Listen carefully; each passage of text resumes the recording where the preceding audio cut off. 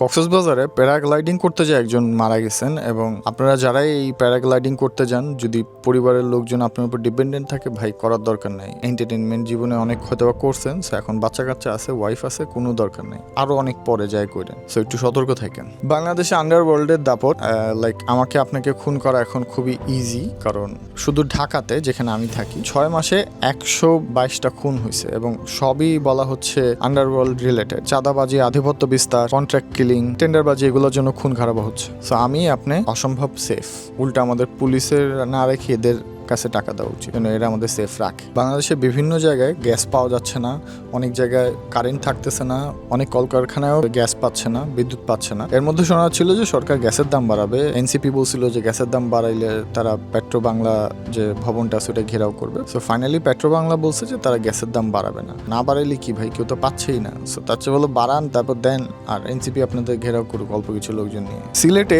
ধুমসে চাঁদাবাজি হচ্ছে এবং সিলেট কিন্তু আমাদের প্রধানমন্ত্রীর শ্বশুর বাড়ি। চাঁদাবাজি নাকি আগের মতোই হচ্ছে, খালি হাত বদলাইছে, দখল বদলাইছে আর লোক বদলাইছে। চাঁদাবাজি যেটা ছিল ওরকমই রয়েছে। সিন্ডিকেট ভেঙে দেওয়া হয়েছে এবং হজের বিমান ভাড়া আরো কমবে। সচিবালয়ে চুরি হয়েছে। শিক্ষা মন্ত্রণালয়ের হার্ড ডিস্ক, র্যাম, প্রসেসর সহ আরো টুকিটাকি প্রিন্টার সহ অনেকগুলো জিনিসপত্র চুরি হয়েছে বিভিন্ন কর্মকর্তা। চিন্তা করেন, সচিবালয় সবচেয়ে সিকিউর জায়গা হওয়ার কথা, যেখানে প্রধানমন্ত্রী বসে, সেখানকার শিক্ষা মন্ত্রণালয়ের একটা জায়গায় চুরি হয়ে গেল।